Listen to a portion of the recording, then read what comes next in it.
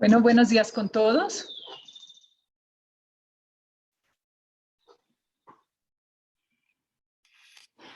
Aló, buenos días con todos. Les saluda Mónica Latorre, decana de la Escuela de Hospitalidad y Turismo. Vamos a dar por iniciado este seminario. ¿Sí me escuchan todos? La Escuela de Hospitalidad y Turismo tiene mucho gusto en presentarles el primer webinar de nuestra escuela, en que vamos a tratar un tema que es de gran importancia para todos nosotros y es todo el manejo de tarifas hoteleras para la recuperación. Sí, post-COVID es un tema que nos ha preocupado muchísimo y lo que estamos tratando ahora es de presentarles dos visiones. Por un lado tenemos la presentación de Patricia Bo, que es la Area Director para STR para Sudamérica, ¿sí? Incluyendo Brasil. Y tenemos posteriormente la presentación de Robert Ramia, un conocido consultor en lo que es hospitalidad y hotelería. Vamos a dar por iniciado. Les voy a pedir, por favor, los participantes tienen el micrófono apagado, que cualquier pregunta las hagamos por el chat. Vamos a tratar de responder todas las preguntas. Si quedaran preguntas sin responder, con mucho gusto tanto mi persona como los consultores haremos todo lo posible por dar respuesta a sus inquietudes. Algunas personas se quedaron sin cupo. La plataforma Zoom tiene espacio para 300 personas. Quiero informarles que tendremos la grabación disponible en el aula virtual que tenemos de capacitación de libre acceso, de capacitación para la industria. Se llama Ecuador Sigue Adelante. Al final les voy a dar nuestras redes sociales para que ahí puedan encontrar tanto la grabación como el acceso al aula virtual. Entonces vamos a empezar. Doy la bienvenida a Patricia Bo, que nos acompaña, ¿sí? Patricia, como les decía, es el Area Director para Sudamérica, ¿sí? De STR. Ella nos va a enseñar, nos va a mostrar un poco del panorama actual y previo a COVID. Luego vamos a ver un poco de crisis similares bueno, no hay nada parecido, pero crisis que se han dado anteriormente, los aprendizajes, y vamos a conocer un poco más de información. Doy espacio entonces a Patricia para que nos comparta su presentación. Un momento.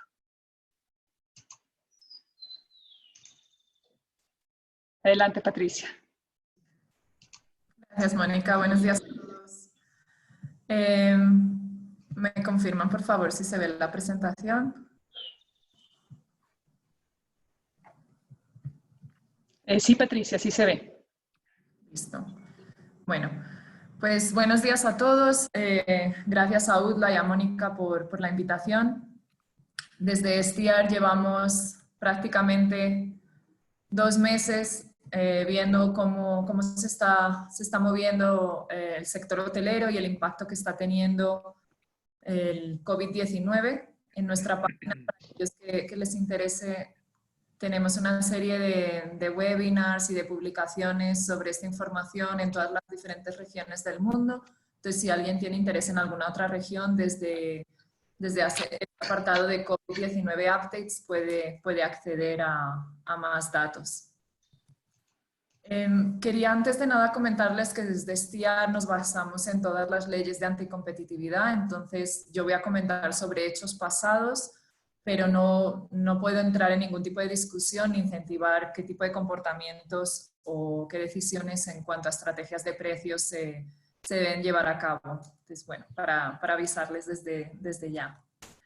Lo que hemos visto a nivel mundial, aquí están viendo el panorama global en términos de ocupación, lo que vimos es que el impacto se presentó ya desde enero en China, como pueden ver. El resto del mundo estaba presentando crecimientos, que serían las bolitas verdes, o caídas en cuanto a ocupación, dependiendo de la escena que tuviera cada mercado, ya sea aumentos de oferta por encima de la demanda o viceversa, afectando así a los niveles de ocupación, o bien que eran temporada alta versus temporada baja. Según íbamos avanzando, en febrero ya estaba todo el país de China estaba con caídas significativas en ocupación, y cómo esto semana tras semana se iba expandiendo al resto de la región, primero en Asia, luego vimos en marzo cómo llegaba a Europa, Italia, que el país más afectado en su momento y uno de los primeros a los que llegó, y el resto de la región todavía entendiendo un poco a qué nos estábamos enfrentando. Según íbamos avanzando, la semana del 8 de marzo fue cuando la Organización Mundial de la Salud declaró COVID-19 como pandemia, y ahí ya empezamos a ver restricciones en los viajes, que fue lo que más hizo que se impactasen esos niveles de ocupación. Según la Organización Mundial del Turismo, de la semana del 16 al 24, como pueden ver aquí, prácticamente el mundo entero había iniciado sus restricciones de viajes. La semana del 24 todavía queda algún mercado, como pueden ver ahí, principalmente México, el que más nos llama la atención, pero es algo generalizado. La semana del 15 fue cuando ya Estados Unidos y lo que es todas las Américas empezaron a ver ese impacto más marcado. Empezamos a ver hoteles cerrados semana tras semana. Y como digo, esto es una epidemia o es una pandemia sin precedentes. Nunca habíamos visto una imagen como la que les estoy mostrando. Y esto es todo debido al impacto de COVID. De América del Sur, ¿qué podemos ver, Patricia, por favor? ¿Qué nos muestras? Sí, como les mostraba, en la región el impacto se empieza a ver un poquito más tarde que en el resto del mundo. Realmente fue a mediados de marzo cuando ya se vieron esos impactos, pero la realidad es que la región venía, sobre todo si hablamos de Sudamérica, los principales mercados, venían en un proceso de crecimiento en los últimos años. Aquí les estoy mostrando el porcentaje de crecimiento de la oferta y la demanda hotelera. Y como ven, desde el 2017 al 19 la demanda estaba creciendo muy por encima de la oferta. ¿Esto qué quiere decir? Que los niveles de ocupación se venían favoreciendo en estos últimos años. Si ya entramos en el 2020, enero y febrero, y entendiendo que para muchos mercados pues es temporada baja, sobre todo en el lado corporativo, pero ya se ve esa inversión donde la demanda cae mucho más de lo que venía creciendo y está por debajo de la oferta, impactando los niveles que les mostraba de ocupación. Con la información diaria que recopilamos desde STIAR, hemos podido monitorear semana tras semana cómo estas caídas se van acentuando. Si se fijan, ya desde finales de febrero casi todos los mercados estaban presentando caídas de ocupación. Algunas excepciones, como vemos en Panamá, Colombia, incluso Ecuador, la primera semana de marzo, pero en general se van acentuando según vamos entrando en marzo, con las caídas más significativas la semana, como les mostraba, del 15, del 16 de marzo. Los valores que están viendo encima son los valores absolutos, es decir, tenemos Argentina, Costa Rica y Colombia con ocupaciones del 4 o 5%, Chile un poquito más con un 8%, y destacar aquí Perú, que no solo es que tenga los mayores niveles de ocupación con un 29%, pero sí como esa curva se está invirtiendo, si se fijan en la flechita, y hemos visto que las caídas más fuertes ya pasaron en esa cuarta, quinta semana que les muestro, y las últimas 2 semanas que estamos analizando se ha contraído esa caída de ocupación. ¿A qué se debe, perdón, Patricia, tenemos una pregunta, ¿a qué se debe la situación de Perú? Perú fue primero uno de los mercados que tomaron las medidas para contener el virus mucho más rápido que cualquier otro en la región. Con apenas muy poquitos casos ya empezaron con el confinamiento y a tomar, como digo, esas medidas de control. Y lo que es que el gobierno ha hecho muchos contratos con varios hoteles para poder acoger a personas que tenían que hacer cuarentena, ya sea de entrada, salida del país, y están acogiendo mucho personal médico. Entonces, ese tipo de demanda, que viene más que nada incentivada por las acciones del gobierno, son las que están permitiendo que los niveles de ocupación sean relativamente más altos que el resto. Ok, perfecto, gracias. A nivel mercados, en enero y febrero veíamos un comportamiento un tanto parecido a lo que veíamos en el 2019.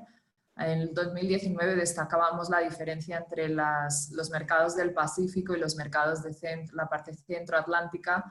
En el Pacífico prácticamente veíamos caídas en casi todos los mercados. En enero y febrero estas caídas siguen bastante pronunciadas en mercados como Ciudad de Panamá y Lima, donde hay un problema de sobreoferta. Realmente la nueva oferta que ha entrado ha superado el crecimiento de la demanda, y de ahí que en términos de RevPAR, que es lo que estamos viendo aquí, aparezcan en negativo.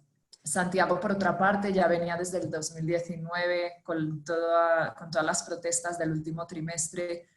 Fue una situación que se ha ido prolongando y que continúa en el 2020. Por el lado positivo, destacar mercados como Buenos Aires, que vemos un crecimiento de RevPAR del 52%, pero está altamente influenciado por el tipo de cambio, la devaluación de la moneda y obviamente la alta inflación que todavía tienen. Como aquí estamos midiendo RevPAR y no ocupación, pues el tema de la inflación hace que ese crecimiento sea tan alto. Destacar Río de Janeiro como el mercado con mayor crecimiento puramente hablando, ya que, bueno, no solo es un mercado que se beneficia en estos meses de enero y febrero, también el impacto del carnaval, y ya venía en una situación, en unos años de recuperación tras las caídas tan altas que sufrieron después de las Olimpiadas. De acuerdo.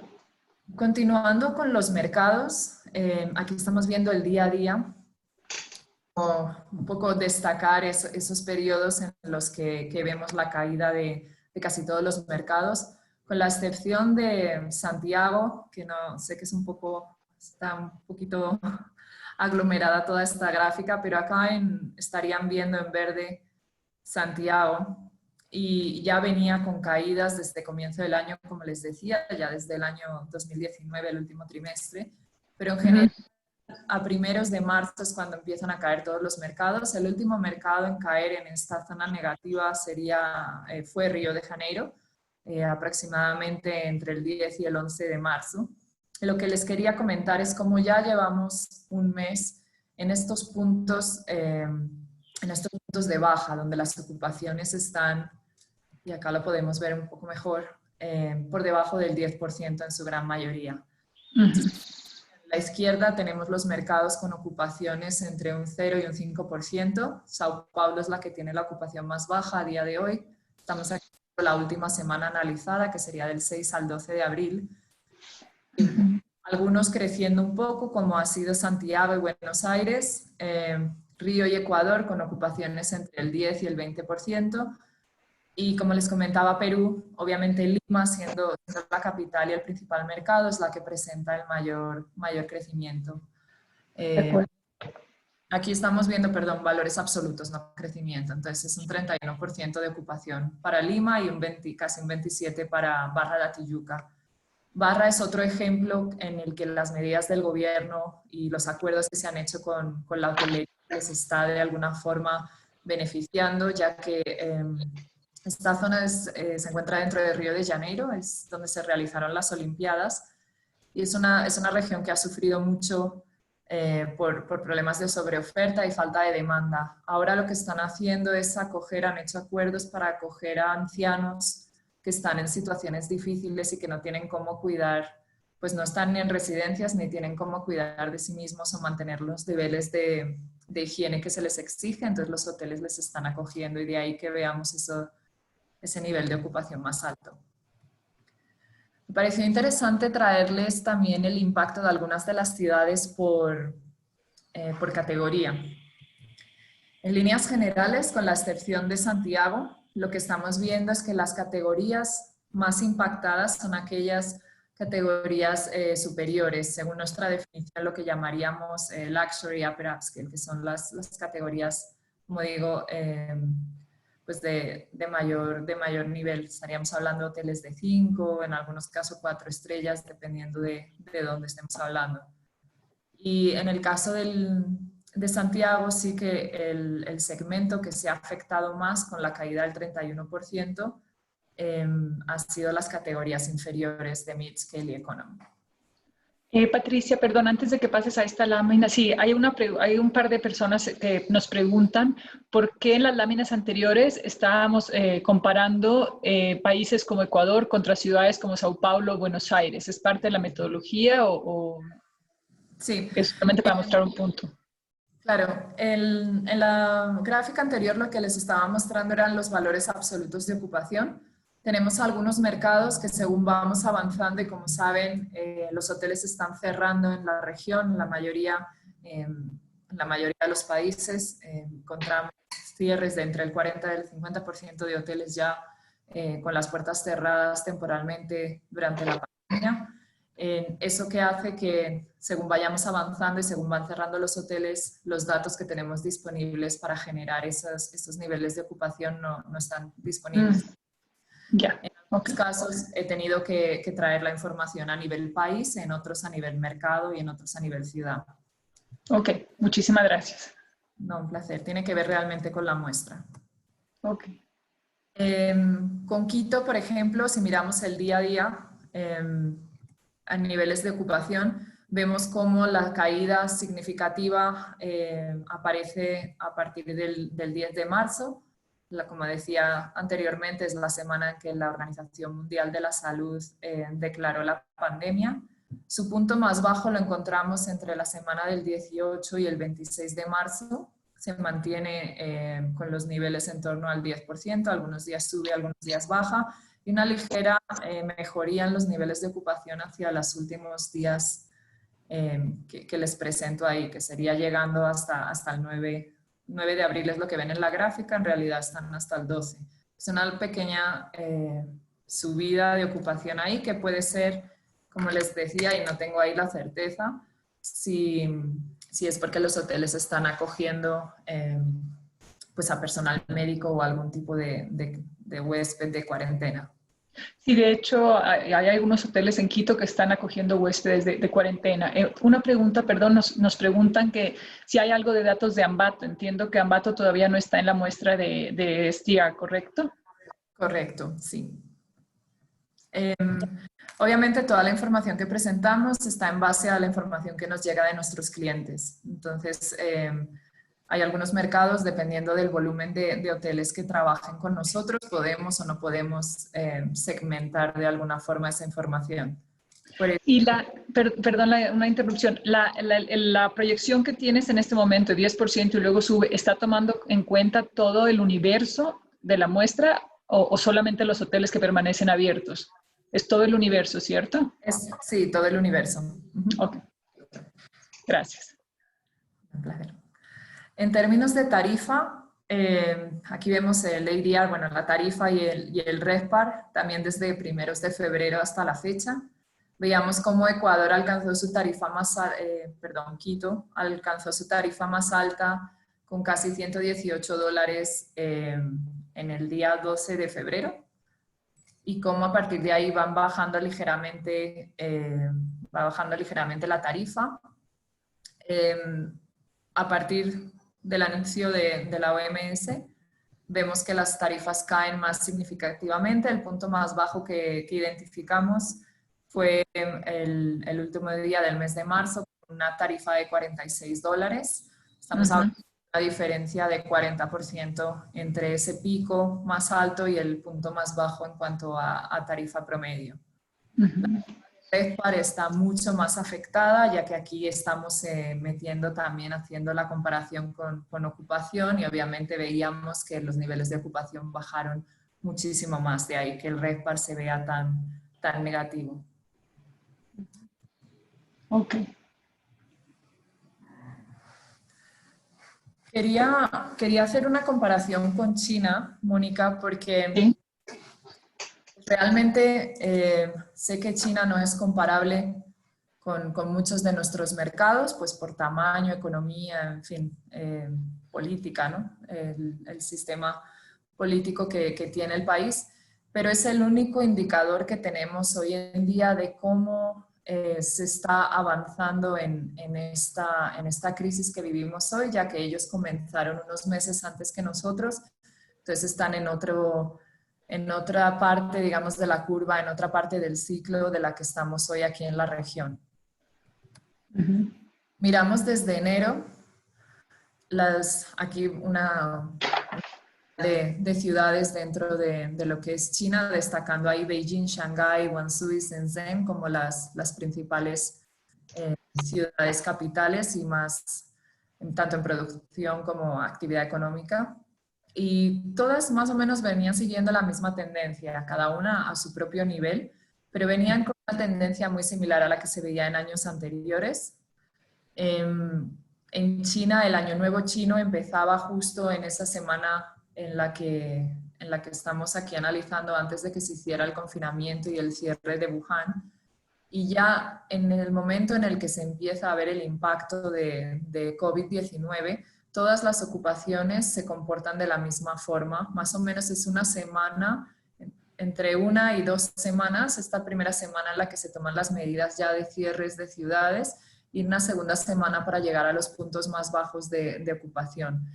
El único mercado que se comporta un tanto diferente, como ven acá, con esta curva más prolongada y luego una caída igualmente acentuada, sería el mercado de Sanya. Sanya es un destino turístico, es una isla en China que la consideran pues como el Hawái de Estados Unidos, por decirlo Ujú. así, es tan decididamente vacacional y ya había mucha gente que por las vacaciones del Año Nuevo chino ya habían viajado y se encontraban en dicho destino, por eso que se demoró un poco más en apreciar esas caídas. Ujú. Ya, Pasando ahorita perdón, no, sigue con China y ahorita te hago unas preguntas. listo. Sí, avanzando lo que es febrero y marzo, ahí ya vemos cómo lo que comentaba, ya empiezan a ver un ciclo diferente, ya empiezan a ver un movimiento a la alza en cuanto a los niveles de ocupación. Todos siguen la misma tendencia, cada uno, como decía anteriormente, en sus niveles. Chengdu y Xi'an son los mercados que están con los niveles de ocupación más altos y que empiezan ya a entrar en la franja del 30-35%. La línea discontinua sería la media de lo que sería China.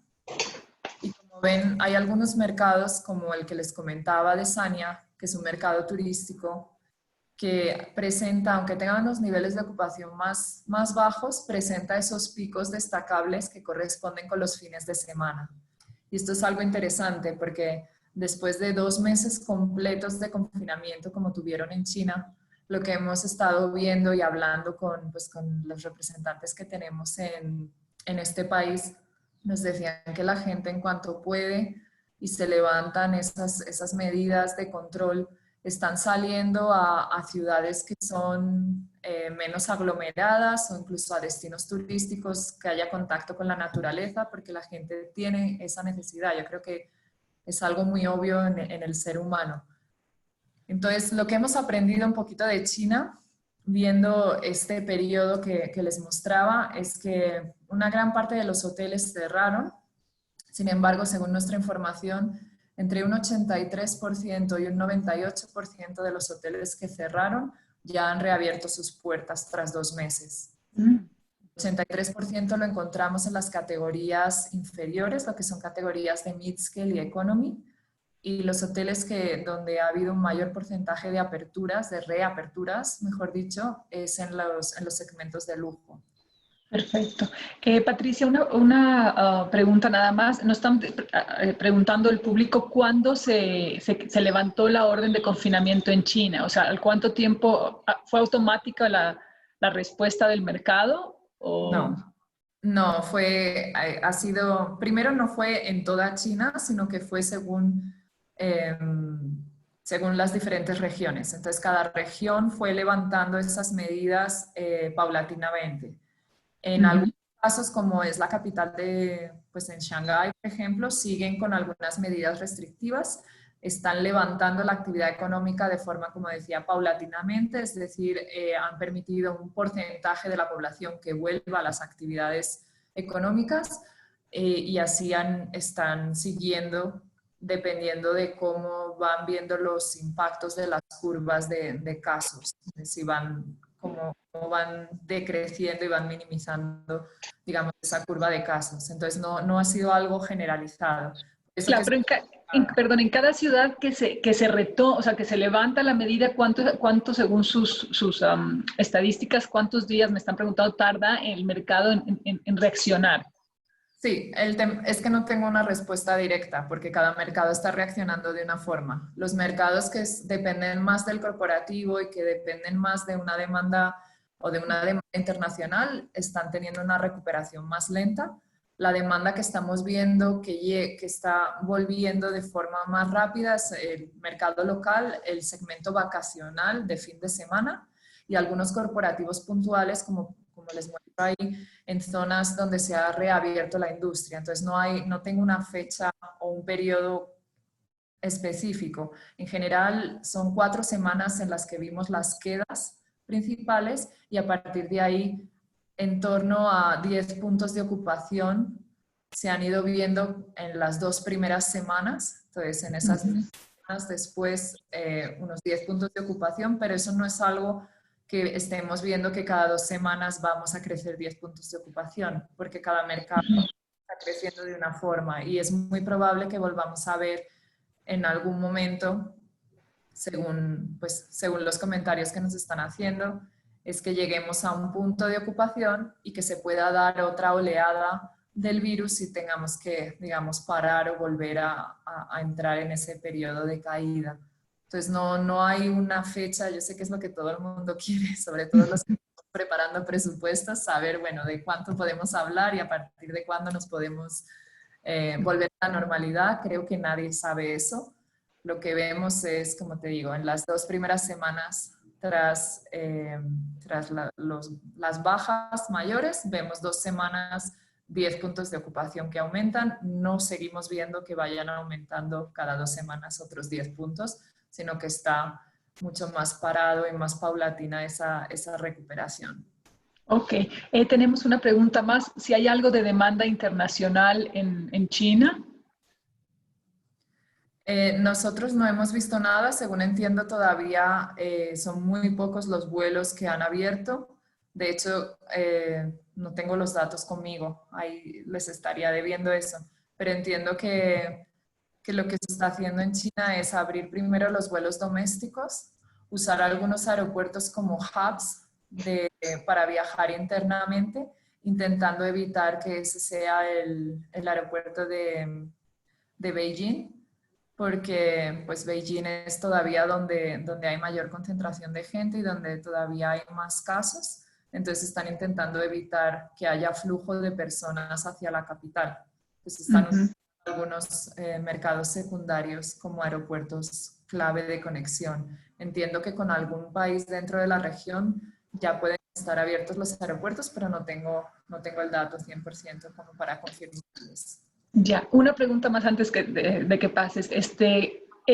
Los hoteles que reabrieron en China y que están acogiendo a este mercado local, ¿cómo se comportaron en cuanto a tarifa ADR en general, en términos generales? Sí, las tarifas pues obviamente todavía no están reaccionando de la misma forma. Es un mercado, dependiendo de qué tipo de mercado estamos hablando, y no traje esa información, pero han bajado las tarifas. Obviamente se ha visto una caída significativa en las tarifas, pero por el tipo también de personas que les está llegando. Si se fijan, mercados donde la mayoría de su demanda es corporativa o es de grupos, tiene una franja tarifaria generalmente que es superior a la que sería el mercado vacacional o el mercado de fin de semana. Entonces, simplemente por eso, porque la demanda que está llegando es una demanda diferente, todavía no se ha recuperado la demanda a la que se le pueden aplicar tarifas un poquito más altas, va a hacer que la media de tarifa vaya a bajar independientemente. Ok, perfecto. Tenemos otras preguntas, pero les vamos bueno, rápidamente antes de que pase a la siguiente parte, nos preguntan, bueno, ¿qué hay de la demanda? La muestra de Quito que nos presentaste, ¿tienes más o menos el número de habitaciones que representa? Sí, se la puedo mandar luego si quieren. Ok, y la colgamos en nuestra aula virtual de capacitación con mucho gusto, claro que sí. Nos hacen otra pregunta, que muchos países están centrando sus campañas en público o turistas internacionales. Si es esta una apuesta errada, si es esta una estrategia errada. Yo me atrevo a pensar que están trabajando en campañas de expectativa para cuando regrese el turismo internacional, ¿cierto?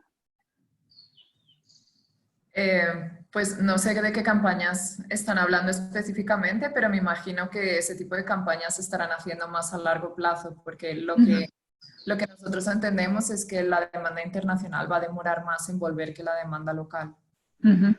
Ok, perfecto. Muchas gracias. Pues bueno, hablando ya, creo que voy un poco sobre el tiempo, entonces... Estamos bien. Tenemos 1 hora y la otra media hora es de Robert. Gracias. Hemos estado analizando, Estiar se encuentra en una posición muy privilegiada porque al tener información de todo el mundo y desde hace más de 30 años en muchos mercados podemos analizar lo que pasó en crisis anteriores. Si miramos el caso del H1N1 o la gripe porcina, en México en el 2009 lo que vimos aquí son las caídas de la demanda.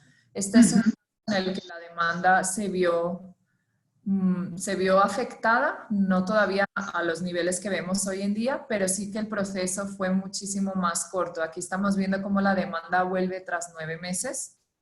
Y en el caso de SARS en Tailandia, en el 6º mes ya empezamos a ver un crecimiento de demanda. Esto no significa que haya una recuperación de la demanda como tal, sin embargo, que deja de haber caídas y empezamos a ver un ligero crecimiento. Sí. Yo no sé si ustedes lo están viendo, pero tengo como unos rayajos en la presentación que no estaban antes. Así. ¿Sí? ¿En amarillo? ¿Los ven? Sí, sí, cómo no. No son parte entonces del gráfico, ¿cierto? No, aparecieron así como de repente. Bueno, un poco para que me sigan más que viendo los rayajos. En el caso del 11 de septiembre y en la crisis del 2008, en términos de demanda, vimos como en el caso del 11 de septiembre se demoraron 18 meses en la demanda volver a presentar crecimiento, y en el caso de la caída de Lehman Brothers fueron 15 meses. Sin embargo, como ven aquí, la caída en el caso de la crisis financiera fue mucho más pronunciada de lo que fue en el 11 de septiembre. En términos de tarifa promedio, acá lo que sí que estamos viendo, si lo comparamos desde que apareció cada uno de estos eventos, en el 11 de septiembre o bien en septiembre del 2008 con la caída de Lehman Brothers, vemos que las caídas son en torno a los 9 meses, entre 9 y 10 meses para el caso del 11 de septiembre y fueron 18 meses para el caso de Lehman Brothers. Y prácticamente las tarifas vuelven en el mes 54. Entonces, es un proceso mucho más largo, mucho más prolongado de recuperación de tarifa de lo que es recuperación de la demanda. Está como muy extraño esto. En el caso, quiero enfocarme más en Lehman Brothers porque las caídas fueron mucho más significativas.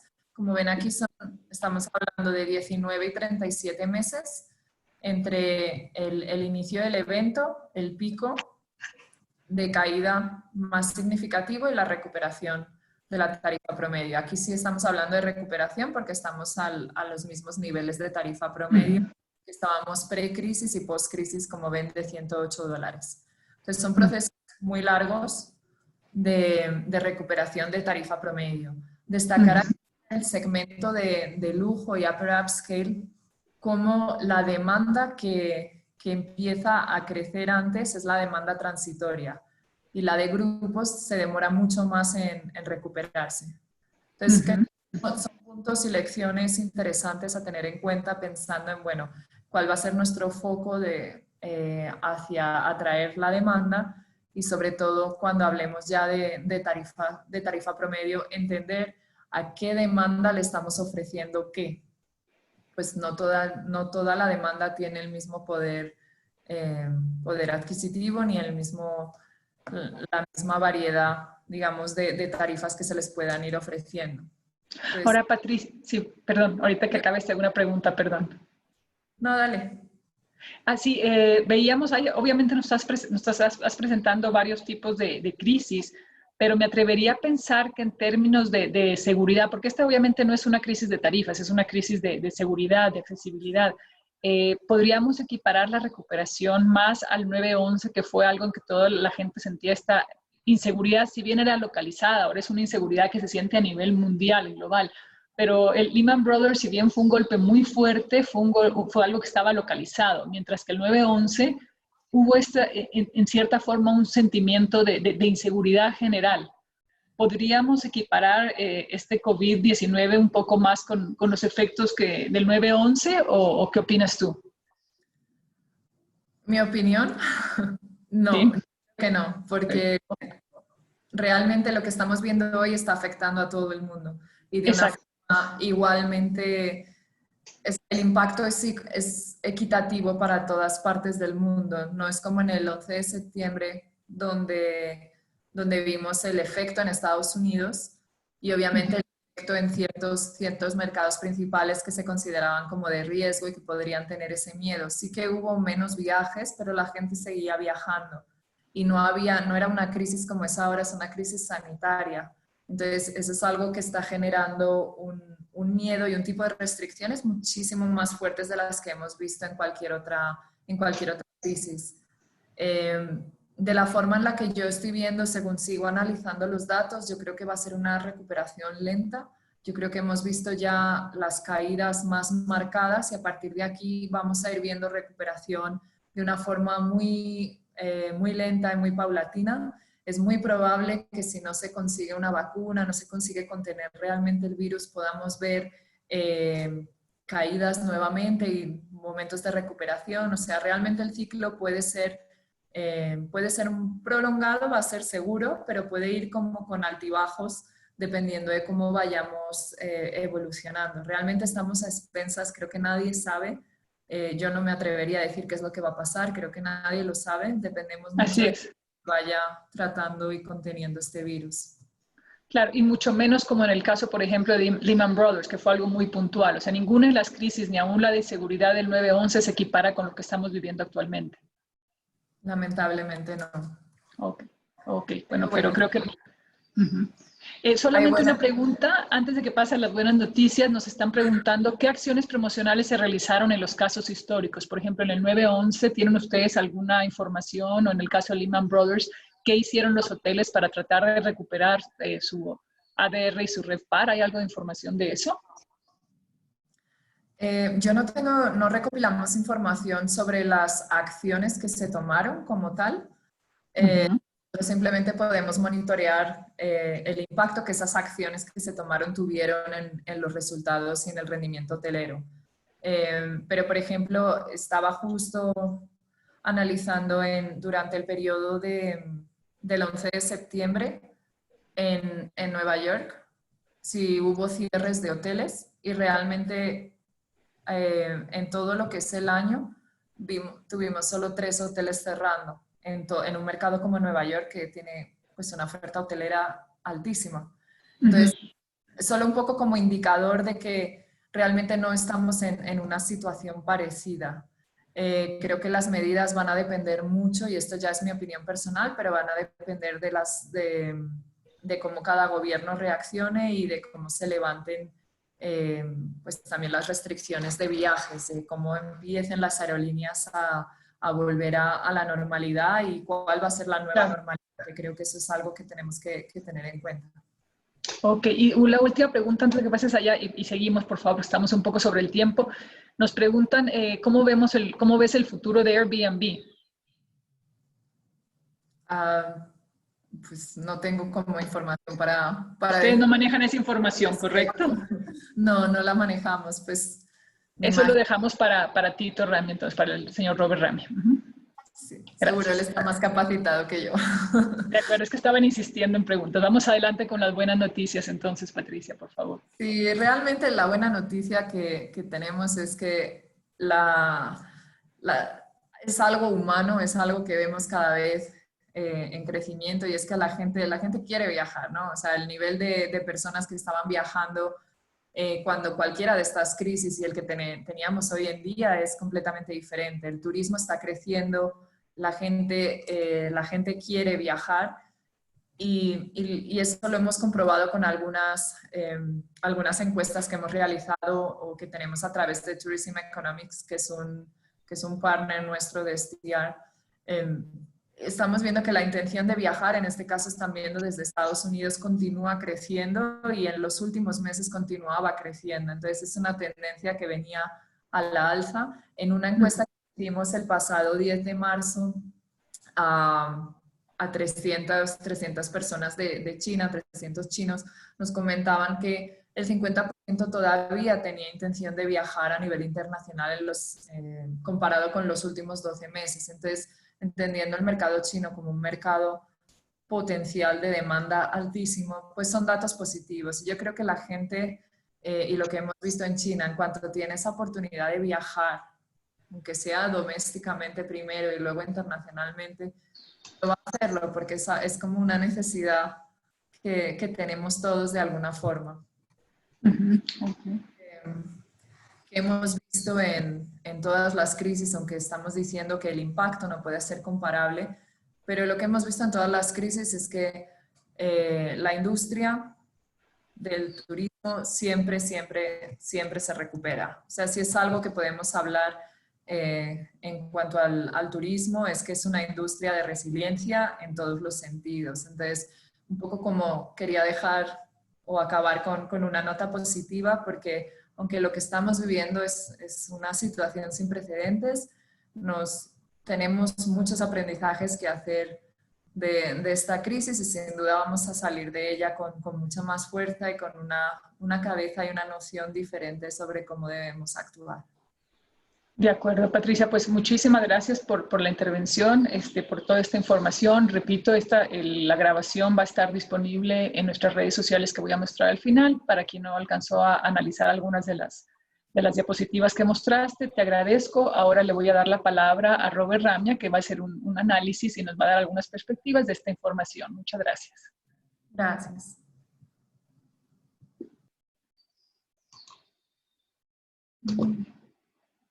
Un segundo, por favor. Ok, Robert, por favor, adelante. Ya, muchas gracias. ¿Me escuchan? Sí, señor. Bueno, buenos días a todos, especialmente a Patricia. Veo que tenemos un auditorio interesante e internacional. La información valiosísima de Patricia creo que amerita el análisis detallado de cada uno de los interesados y contacto y preguntas a STR que ya lo harán en su momento. Solo dos observaciones.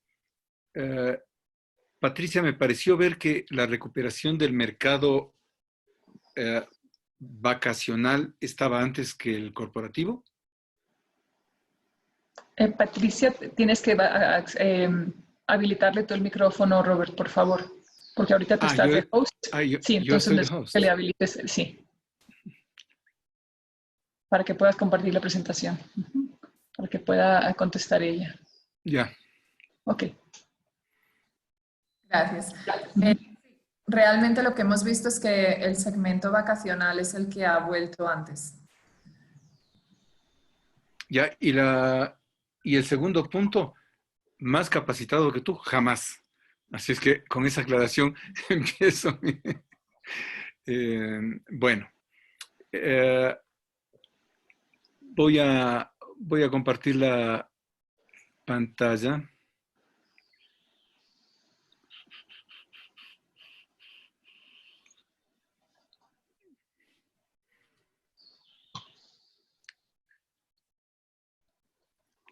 Bueno. Listo, ya.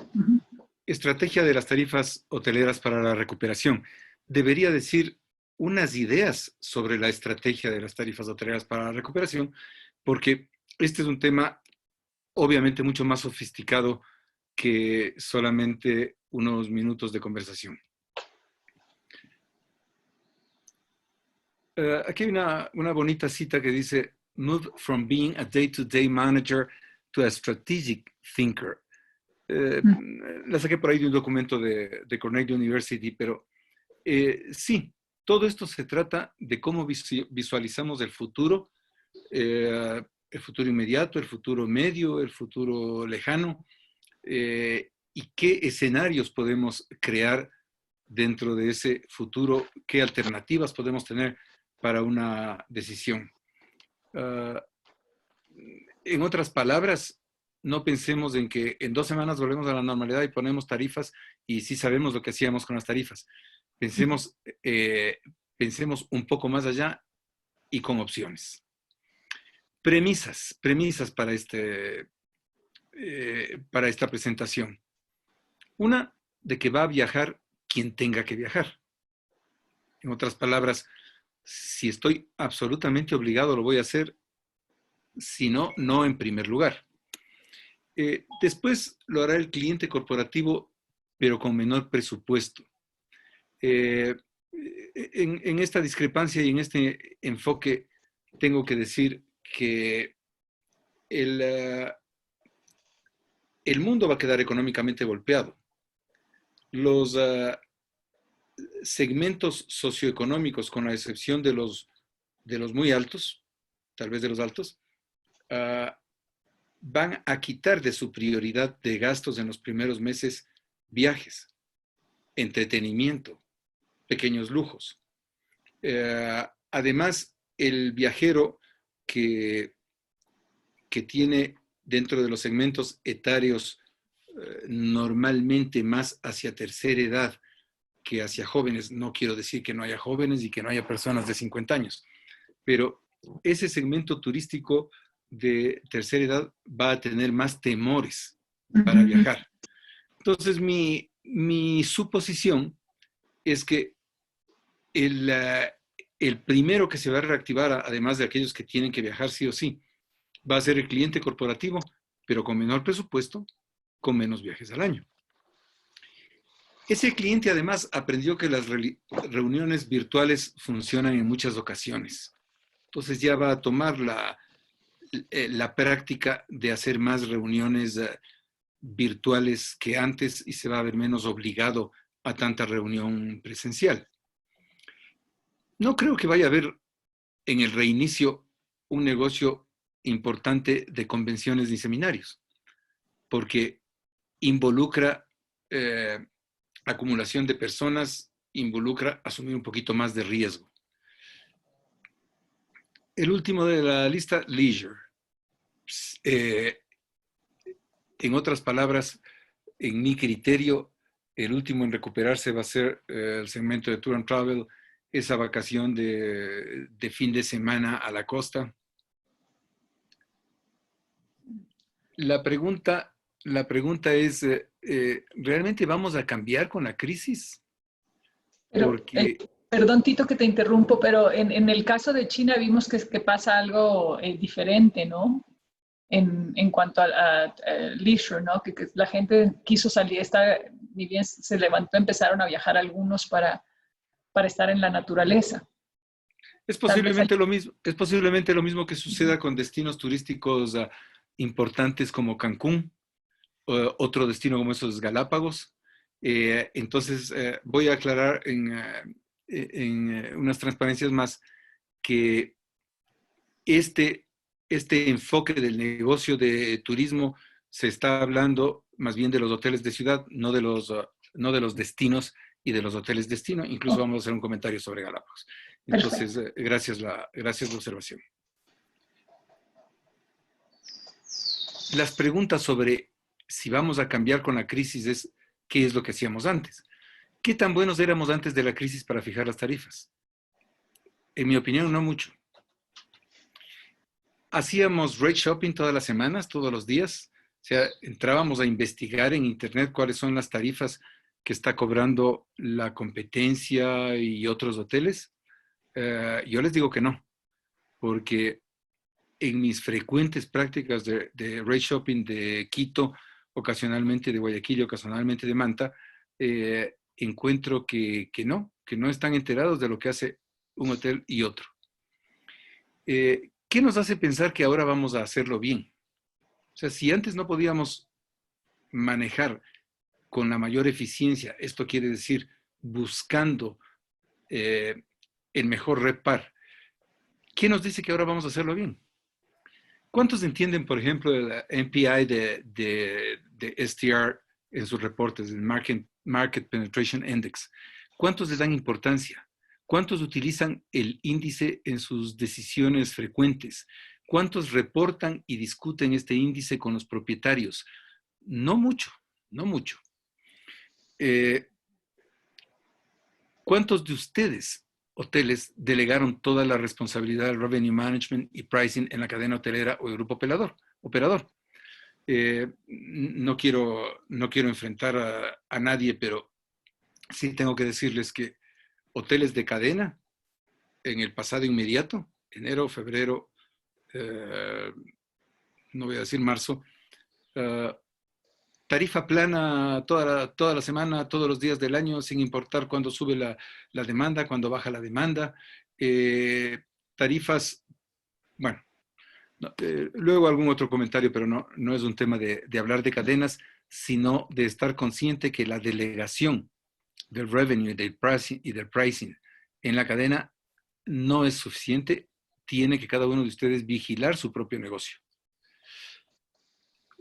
¿Cuántos hoteles presupuestaron sus ingresos de habitaciones diferenciando las tarifas de lunes, de viernes, de sábado? ¿O simplemente dijeron tarifa promedio de corporativo tanto y de tour and travel tanto? Perdón que me estoy tapando yo mismo. ¿Cobrábamos desayunos en las OTAs? Les tengo que decir, en Quito muchos hoteles regalaban, casi todos, regalaban el desayuno en las OTAs y algunos cobraban en su página web. Entonces, para hacer esto no necesitábamos crisis. Para corregir esto no necesitábamos crisis.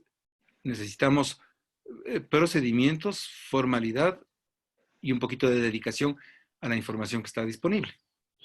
Perfecto. Perdón, Tito, hay una pregunta. Robert, si estás hablando de cuando hablas de cadenas de hoteles, ¿estás hablando de Casa Ecuador o Latinoamérica en general? Estoy hablando de cadenas en el mundo. Ok. Continúo. En términos generales, los hoteles, y aquí sí me refiero al Ecuador, no tenían un manejo prolijo de las tarifas. Tarifas en la página web más altas que en las OTAs. Esto no era tan extraño encontrar. Tarifas en las OTAs incluyendo desayunos y en la página web no, lo que comenté hace un minuto.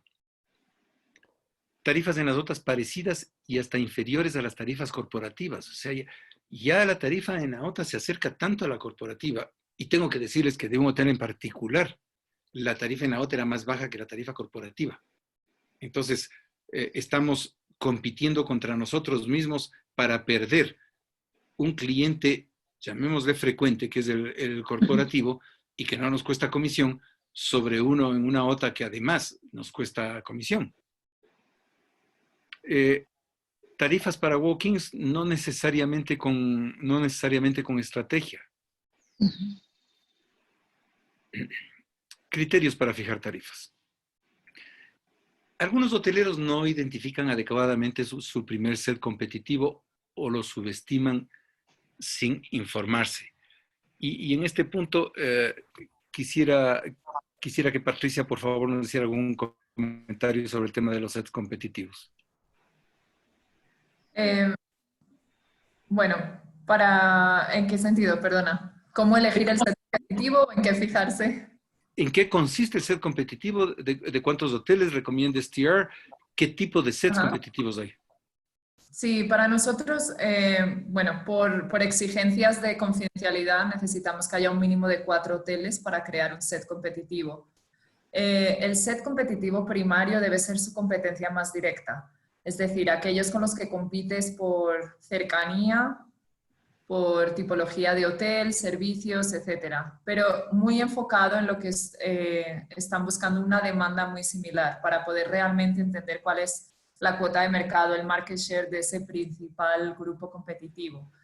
Nuestra recomendación es siempre que no haya más de 6, 7 hoteles porque ya se empieza a desvirtuar demasiado la información. Idealmente 5 hoteles, 6, si es un mercado muy, muy aglomerado donde hay mucha competencia, puede que sea, pero no recomendaría más de 5 hoteles en ese sentido. Eso en el primer set competitivo. ¿Y el segundo? El segundo set competitivo, dependiendo nuevamente de la tipología de hotel que hablamos, pero si es un hotel que tiene mucho más, tiene muchos grupos, entonces la recomendación es siempre diferenciar en esa segmentación, que haya uno por lo que sería tu demanda principal como hotel y otro más enfocado en ese segmento en el que se concentra otra parte importante de la demanda, como puede ser la de grupos o la de eventos, o si compites por, no sé, un hotel en ciertas zonas donde se celebran muchos eventos corporativos o muchos eventos como pueden ser bodas, etcétera. Que entiendas bien con quién estás compitiendo en cada segmento para buscar quiénes son tus competidores en cada uno de esos segmentos.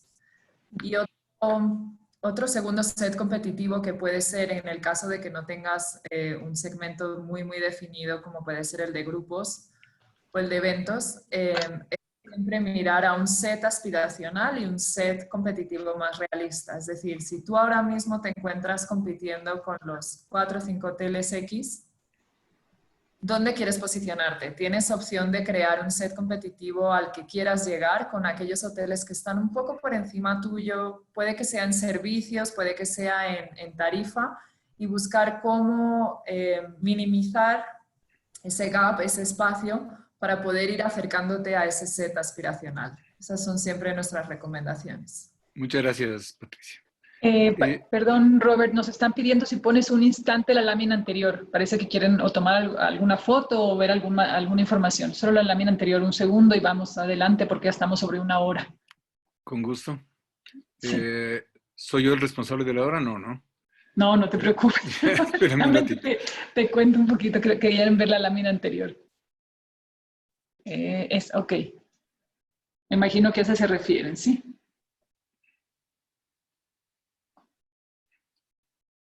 Ok. ¿Puedo seguir? Muchas gracias. Sí, adelante, Tito. Muy amable. Entonces, es muy importante el tema de hacer conciencia sobre con quién mismo compito, contra quién es mi estrategia, con quién debo medir mi producto y mis habilidades. Y tengo que decirles que con alguna frecuencia esto es un poco confuso. Ni siquiera el primer set competitivo está muy claro, porque pasa a ser lo que también dijo Patricia, pasan a ser en muchos casos sets aspiracionales. Ah, no, es que yo compito con tal hotel, pero resulta que la tarifa del tal hotel es bastante más alta que la mía, entonces tal vez no es esa la competencia. Así es. Pueden publicar tarifas muy superiores o inferiores a su verdadera competencia. Entonces, el abanico es demasiado amplio. En estos aspectos hay que utilizar la desviación estándar, hay que ponerle límites a la desviación estándar para saber si eso no es competencia. Eso es motivo de otra charla y de otro especialista por lo demás. Mantienen una tarifa congelada en sus páginas web que no se asemeja a las otras.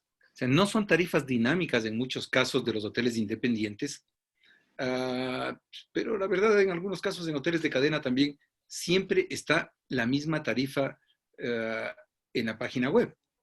Y he visto casos, por ejemplo, de tarifas de $128 cuando la tarifa en las otras estaba en 80 y pico de dólares.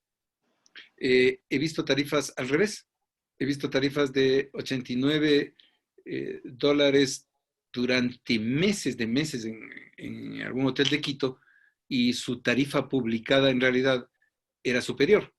Y finalmente no hay ningún gimmick, no hay ningún atractivo en la página web, no hay un motivo para yo reservar en la página web. Parecen ignorar a veces la calidad de su propio hotel y su inversión. En esto hay que ser lo más objetivo, evaluar la competencia, esos famosos site inspection que hacen los departamentos de ventas y de mercadeo, y con la mayor objetividad ver en qué soy mejor, en qué soy peor, y hacer conciencia de mi calidad de hotel para en función de eso tratar de establecer una tarifa. Hay hoteles que regalan su calidad, hay hoteles que tienen tarifa promedio superiores a su real calidad, lo que me parece interesante. Y cuando manejan la paridad tarifaria, es decir, que la tarifa en OTAS, supongamos en GDS, en la página web son iguales, pero en algunos casos son planas. Son siempre la misma tarifa, nunca varía. Entonces, el hotel que tiene la capacidad de leer con un poquito de anticipación la variación de ese mercado, va a poder atacar a esos hoteles de tarifa plana con relativa facilidad. No siempre estudian la competencia. Decía yo, son tan predecibles los de tarifa plana que es fácil atacarles. Pues, ¿no?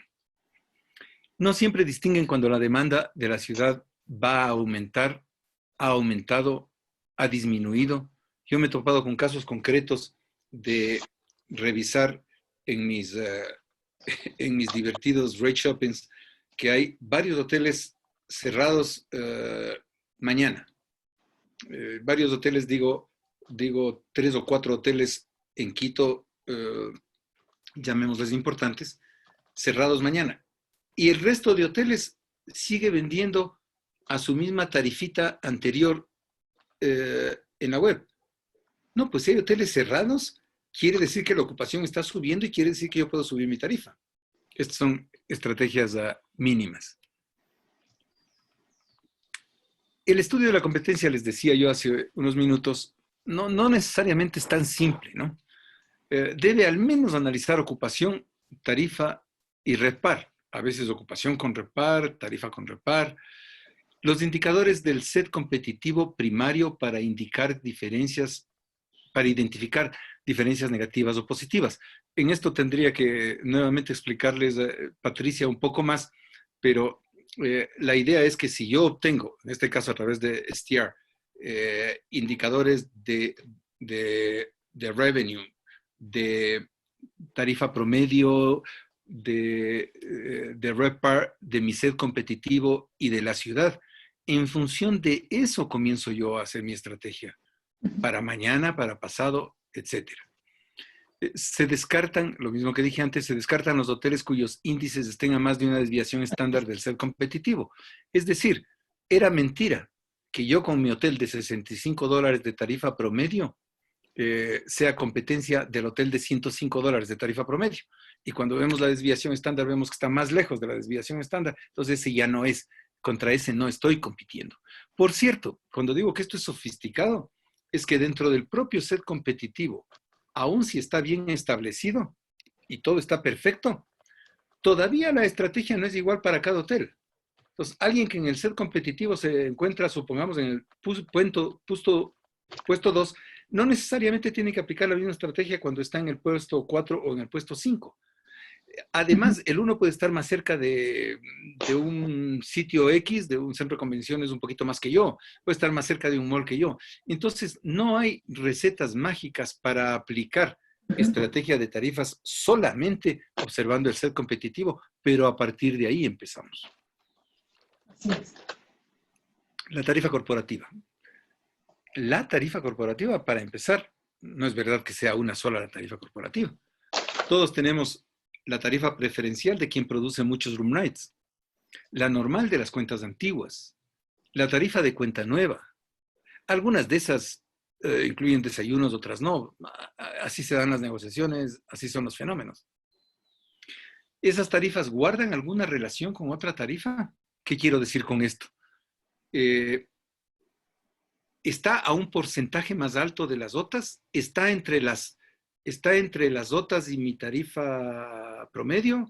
¿En dónde se ubica esa tarifa? ¿Cuál es mi estrategia por política para la ubicación de esa tarifa? En algunos casos no hay esa estrategia. No sé si estoy siendo muy duro con mis colegas. Las tarifas de Tour and Travel se negocian con una promesa de volumen que algunas veces no se cumple. O sea, todo mayorista te dice, te voy a dar 2.500 room nights, te voy a dar 5.000 room nights, te voy a dar 1.000 room nights tales días. Perfecto, entonces en función de eso, mi tarifa es tanto. Al final del año no fue verdad. Al final del año alguno dio la mitad de lo que ofreció. ¿Se reajustan esas tarifas? Imposible, imposible. La ocupación de Tour and Travel en ciertos hoteles de ciudad, no de destino, es muy baja. Aquí la corrección a qué mercado se recupera primero. Con alguna excepción dentro del centro histórico, por ejemplo, ¿no? Tenemos tanto en Guayaquil como en Quito ejemplos de hoteles de sitios especiales en edificaciones históricas con muy buenas tarifas y ese no es un mercado sensible al precio. Ese no le importa el precio, le importa su producto. Entonces, el hotel de ciudad, ¿cuánto esfuerzo debe hacer o invertir en una cuenta de Tour and Travel en estos momentos? En el caso de Quito, la ocupación en room nights de Tour and Travel de los hoteles que vemos, de los hoteles de la Asociación de Hoteles de Quito Metropolitano, HQM, yo les digo que es con algunos puntos inferior al 10%, con algunos puntos. Hay un hotel cercano al 30% y hay unos hoteles con cero Tour and Travel. Pero además tenemos que tomar en cuenta que en revenue es la mitad de eso o es menos de eso. Porque los room nights son una cosa, pero cuando vemos la tarifa promedio del corporativo, de OTAs, de Tour and Travel, el de Tour and Travel siempre está más abajo. En otras palabras, lo que podría un hotel que tiene 5% de Tour and Travel, 8% de Tour and Travel, en ingresos podría tener 3 o 5% de los ingresos.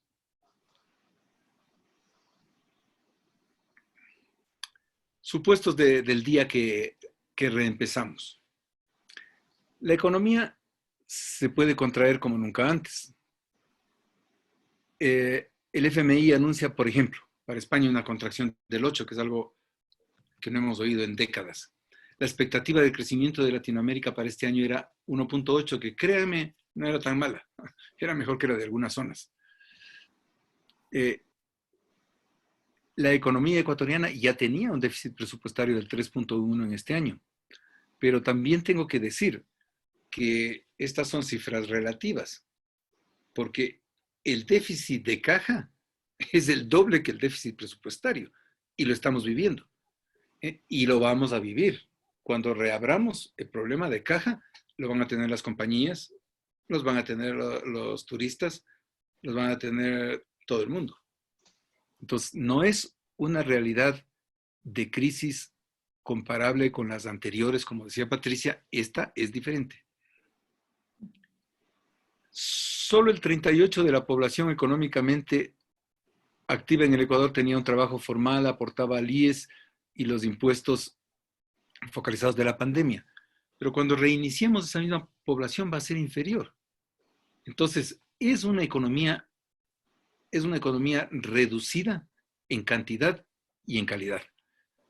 Listo, Tito. Y justo aquí nos preguntan si este es el momento indicado para introducir políticas de sostenibilidad y responsabilidad social post-crisis, viendo esta situación económica.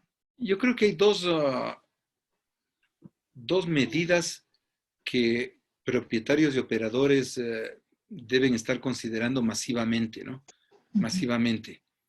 Una que es la de la responsabilidad social, y tenemos ejemplos con las cadenas hoteleras, que ya voy a mencionar alguna. Y sin ninguna duda, van a tener las empresas que ser conscientes en el tema responsabilidad social. ¿El otro punto cuál era, Mónica? Sí, básicamente la pregunta es si este es el momento para introducir políticas de sostenibilidad y responsabilidad social. Y de sostenibilidad, yo le juntaría pues a la palabra sostenibilidad. Porque la responsabilidad es parte de eso. Sí, pero como que a lo que nos debemos referir involucra también el tiempo de qué garantías me va a dar este destino, este país, esta aerolínea, este establecimiento en las nuevas reglas de juego de descontaminación, de higiene y de salubridad. Entonces, creo que sí es el momento para plantear y comunicar estas acciones que van a pasar a ser, por un lado, ventajas diferenciales, pero por otro, no va a servir de mucho que en el destino 3 hoteles cuiden y otros 5 no cuiden este tema. Yo creo que es algo que nos involucra a todos y que nos interesa a todos. Así es. Y igualmente nos están preguntando si este es el momento para lanzar campañas anticipadas, o sea, de ventas anticipadas. Vemos que lo están haciendo muchos mercados y definitivamente la gente va a querer volver a viajar, como juntando lo que mencionó Patricia. La gente está viajando más que nunca, tiene esa intención de seguir viajando. Y sí, al menos que tú consideres algo diferente, Robert, creo que es el momento de no desconectarnos del mercado, de seguir con el mercado, porque el mercado está pendiente a las redes sociales, ¿no? Y vemos los ejemplos de las grandes aerolíneas que siguen haciendo campañas de expectativas, las cadenas hoteleras. Es el momento de seguir en contacto con el mercado por medio de redes, si tú estás de acuerdo. Sí, solo preciso. El mercado no está viajando más que antes. El mercado en el 2020 estaba viajando más que antes. Bueno, sí, claro, no ahorita. Antes, lo que me refería es, estaba viajando hasta que llegó COVID, ¿no? Pero había la intención de viaje, perdón, el nivel de viajes era más alto que nunca. Y con la Sí, encuesta en China hay una intención de seguir viajando, ¿no? sí, a mí me preocupa un poquito la promoción de destinos de vacaciones en este momento. Okay. Y me preocupa por una frase que alguien dijo en estos foros universales que ya lamentablemente no puedo citarlo, pero dijo que hay que tener sensibilidad y hay que tener, empatía con la gente que está pasando problemas en esos destinos para no comunicar al mismo tiempo, venga de vacaciones al destino. No, pues. Entonces, como que tenemos que esperar un poquito. Sin embargo, ya hay campañas en el aire de destinos. Ya hay campañas. Creo que el tema va, por lo que dijiste tú antes, va por un tema de loyalty. Es decir, si yo quiero mantener la lealtad de mis cuentas corporativas, algo voy a tener que hacer en el trato y en la tarifa. Si yo tuve cuentas de turismo importantes, también tengo que demostrar un poquito de sensibilidad a mantener eso y a promover el destino. Entonces, en estricto rigor no tendríamos que hacerlo, porque no va a haber francamente incrementos importantes de viajeros de negocios, de viajeros de turismo, en base a una u otra campaña, a menos que el destino de seguridad y de confianza en el manejo de la pandemia. Pero aún así, aunque estemos con la estrategia correcta de tarifas y todo, tenemos que guardar sensibilidad hacia quienes nos dieron negocio, que nos van a volver a dar en el futuro. Sí, la mayoría de campañas que están pasando son como por ejemplo, hay una de Fly Emirates, quédate en casa, pronto nos volveremos a ver, o como tuvo Quito una campaña diciendo ahorita estás en casa, pronto nos estaremos juntos nuevamente. O sea, son campañas de decirle al mercado, estamos al lado tuyo, no necesariamente ven ahora, ¿no? Muy bien, bueno, muy bien. Sí. Gracias por esa aclaración.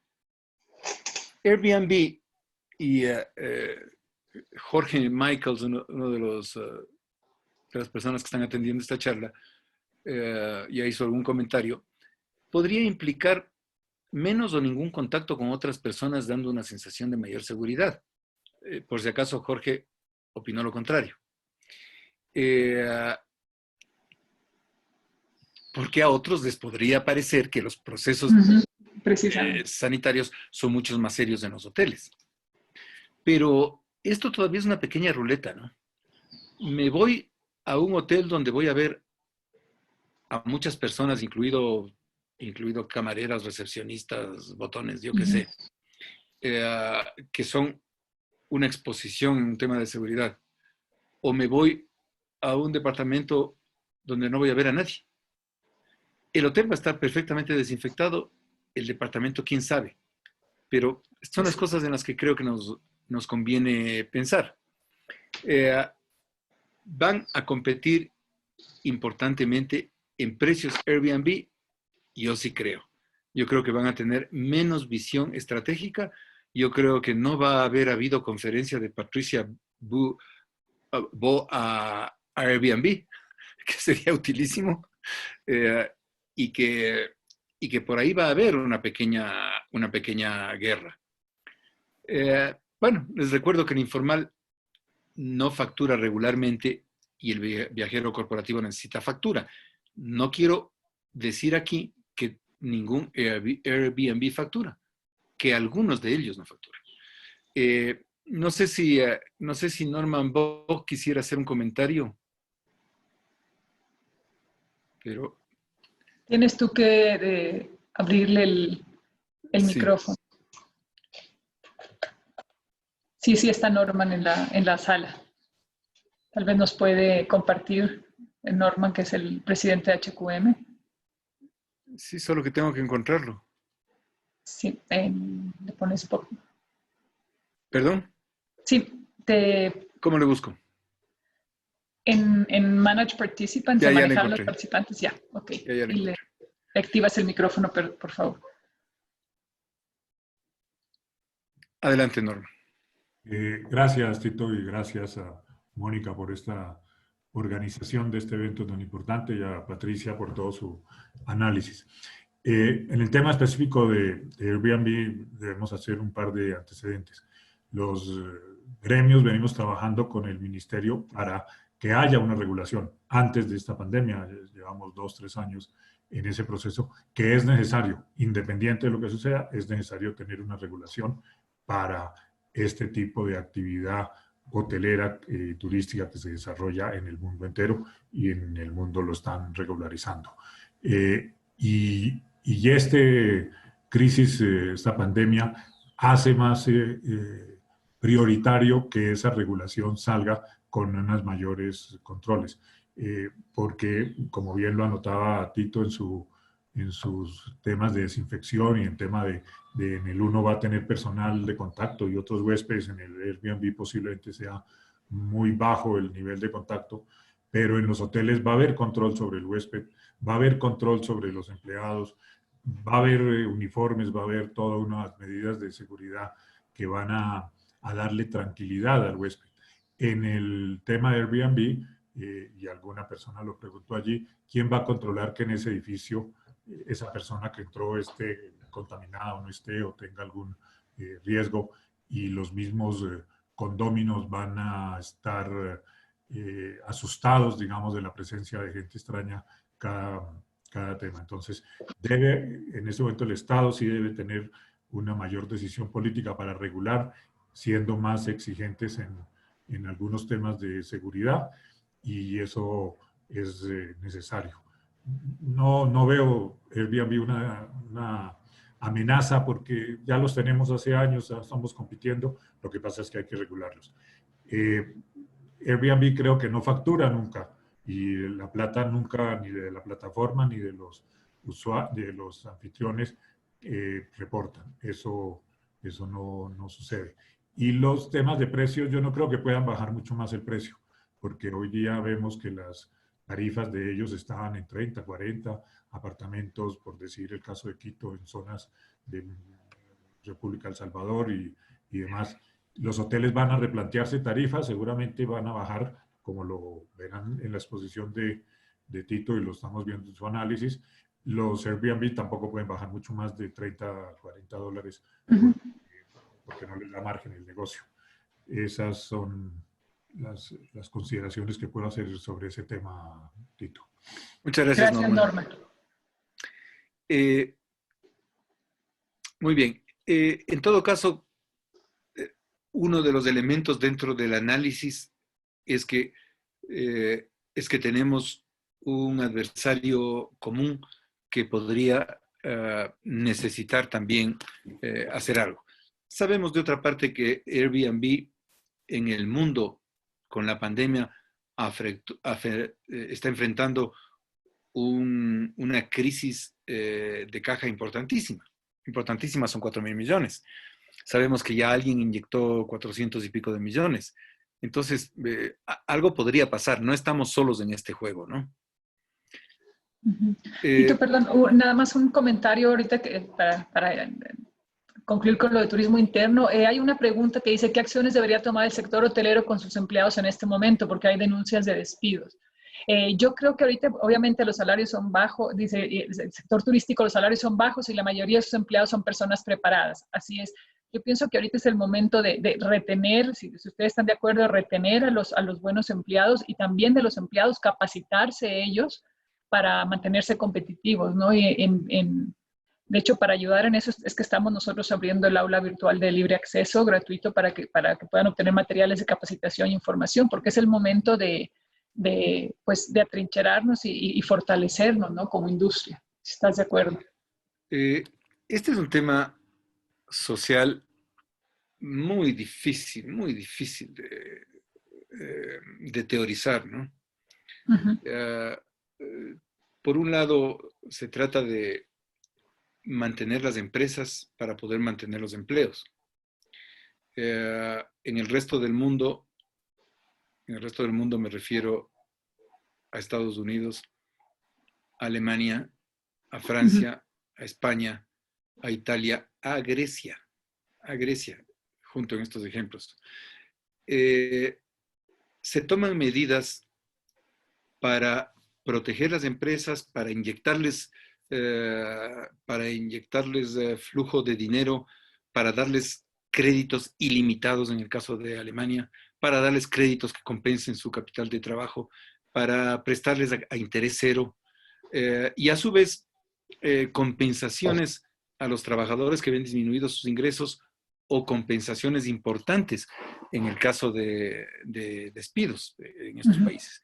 En el Ecuador, lamentablemente, se optó por la opción contraria, por ponerles impuestos a los trabajadores y a las empresas.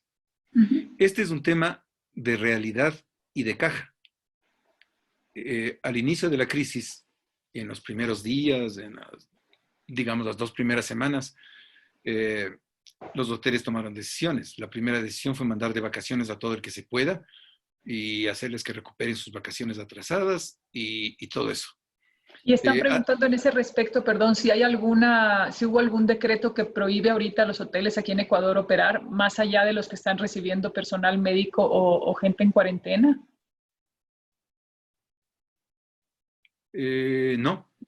No, exacto, no. Fue más fue un tema de demanda, ¿cierto? Es un tema de demanda. Sí, fue un tema de demanda, no fue el caso de orden gubernamental. Claro, así es, ok. Ya, seguimos luego, adelante.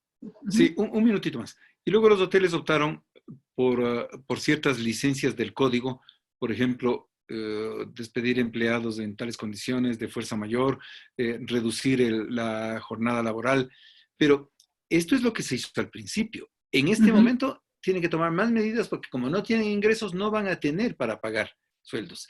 Y después de un mes va a ser peor.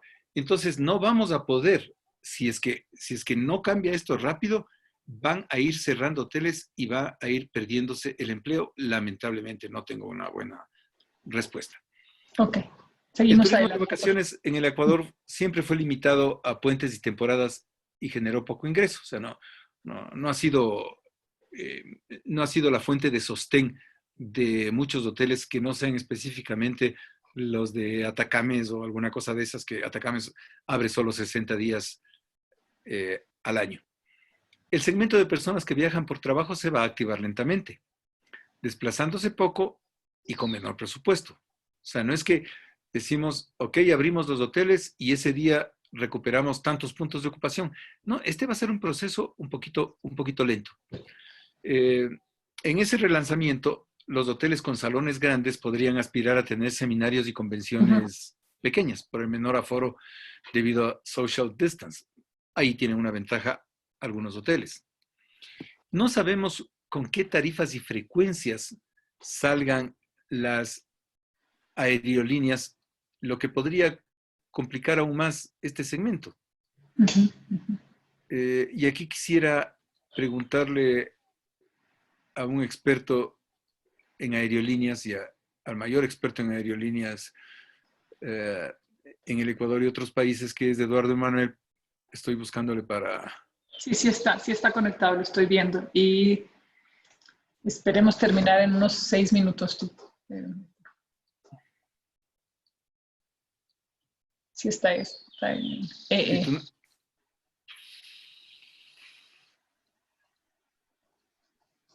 Pues Pues no lo encuentro. Ya. Tú puedes darle... No, porque estás como host. Si no, Entonces, podemos seguir con la quítame, presentación o si no, seguimos con la presentación y le preguntamos ahorita. ya, le preguntamos luego entonces, no hay Ok. problema.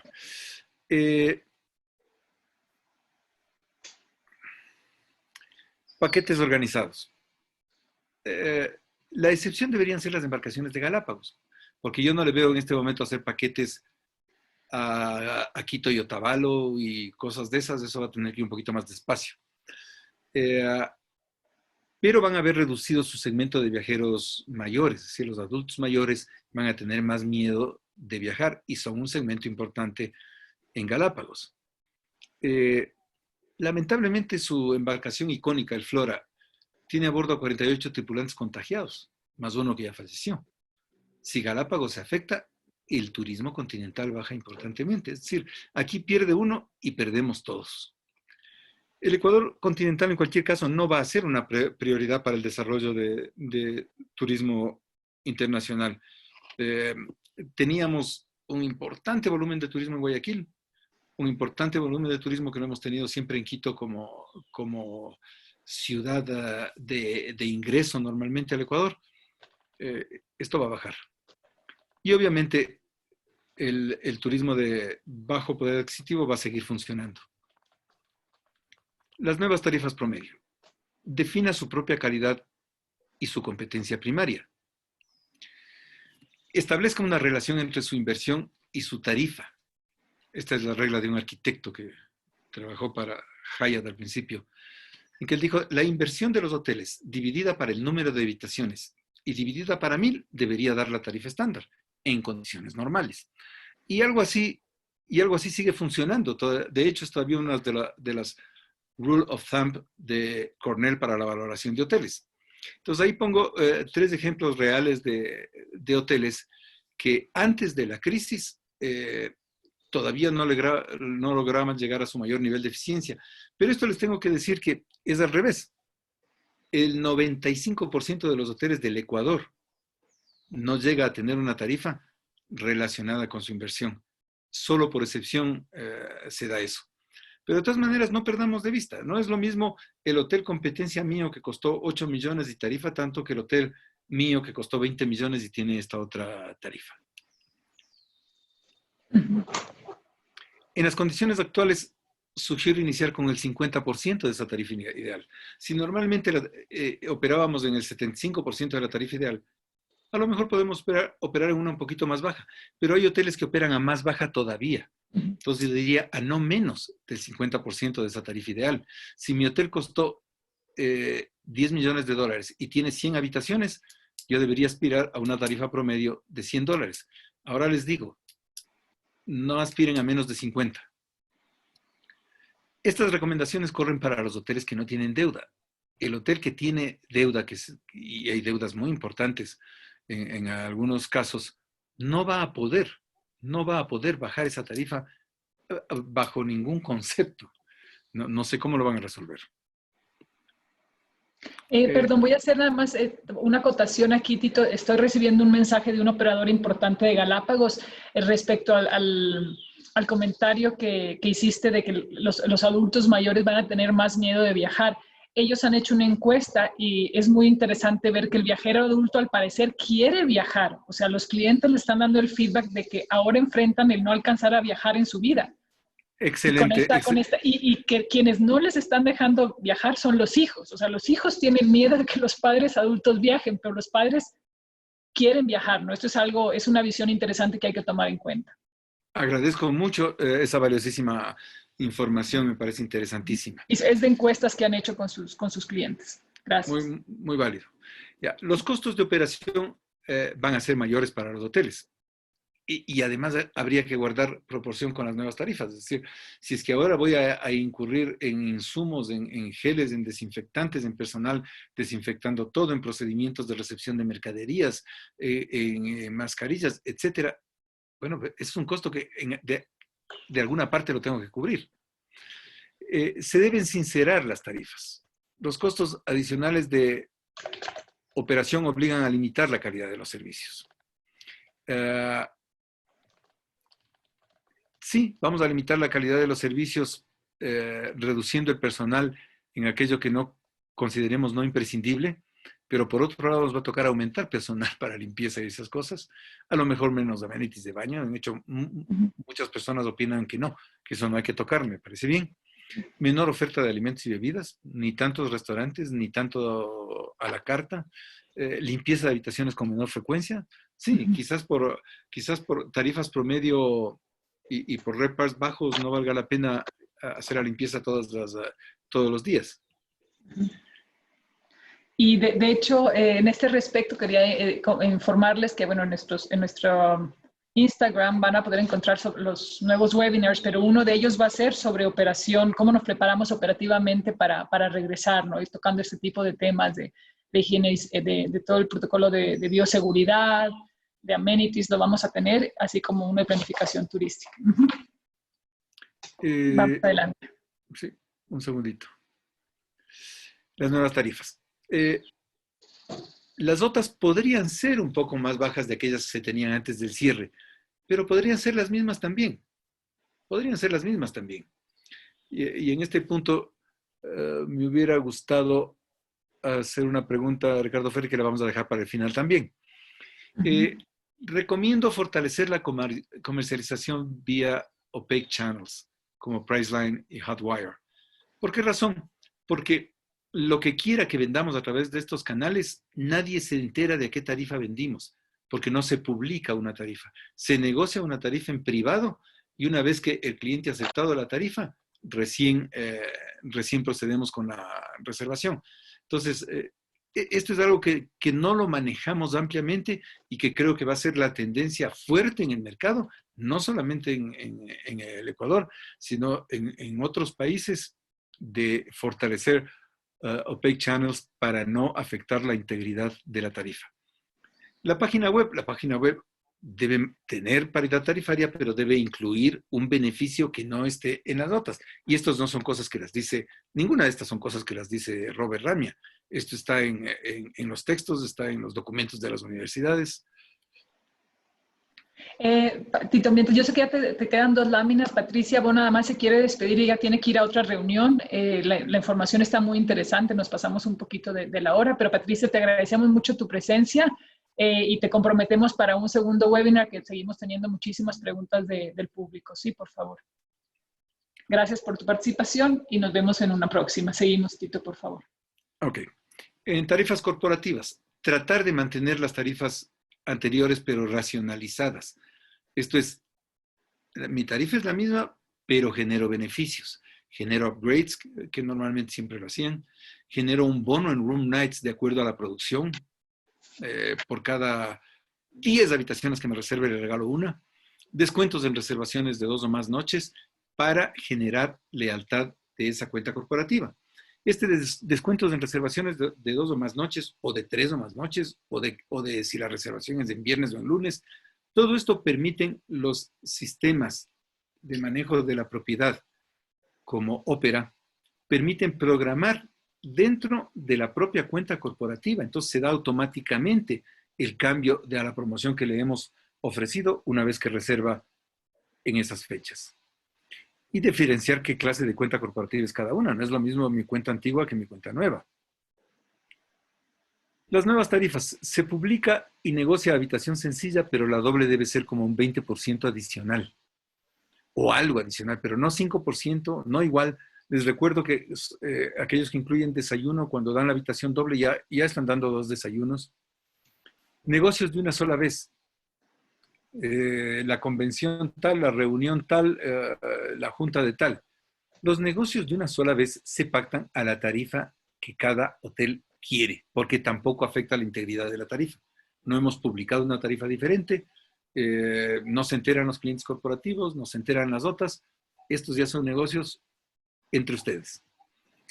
Tour and Travel, una idea lejana, es vender a la tarifa promedio. Vender a no menos de la tarifa promedio. Vender a la tarifa promedio más un tanto %. Hay hoteles especiales. Hay hoteles especiales en Quito mismo que tienen una tarifa muy alta de Tour and Travel. Hay hoteles Hay un hotel en Guayaquil con una tarifa muy alta de Tour and Travel. Pero los hoteles normales que nos manejamos en el negocio corporativo, tendemos a perder la óptica de la tarifa de Tour and Travel. Sugiero que nunca sea menor a la tarifa promedio. También se Muy pueden generar... importante, perdón, adelante Tito, perdón. No, sigue por favor. Sí, nada más iba a decir que muy importante en este punto en que estamos, que se logre como mercado vender paquetes de noches, ¿no? Corporativo. Obviamente, prevender paquetes de 10, 20, 30 noches con un beneficio en tarifa, pero que nos dan liquidez. Y deberíamos ir acostumbrando al mercado a trabajar así, porque hasta ahora no se venía haciendo, ¿no?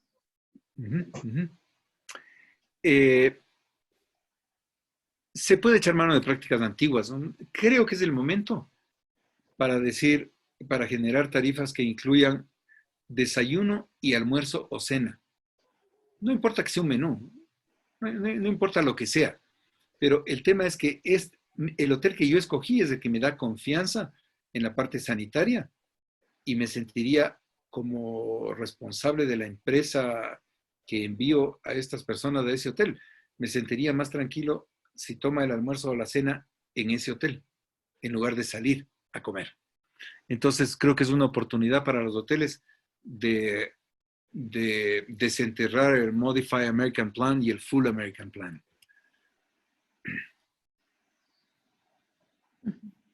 Incluso con Box Lunch, porque la seguridad sanitaria que ofrece el hotel es mayor a la de cualquier delivery. Así es.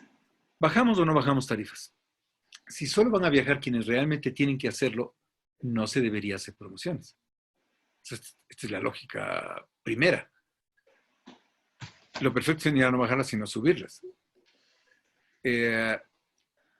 Como eso no va a suceder, recomiendo mantener las tarifas en las OTAs, subir las tarifas de lunes a martes, pero no es bajar las tarifas del sábado y domingo, no, es subir las tarifas los días de alta ocupación de la semana.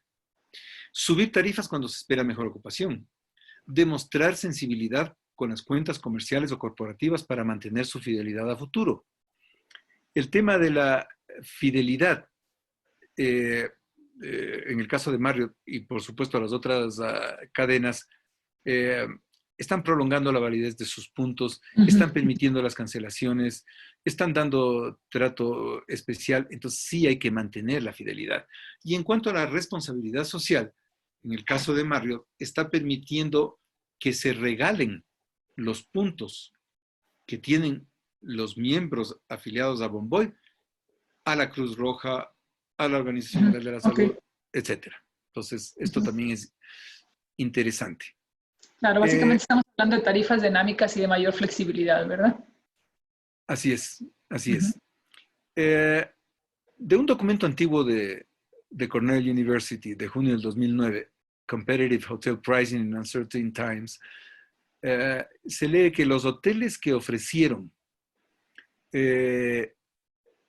tarifas promedio sobre aquellas de sus competidores directos pasaron a tener menos ocupaciones con aquellos hoteles que la subieron, pero también mejoró su RevPAR.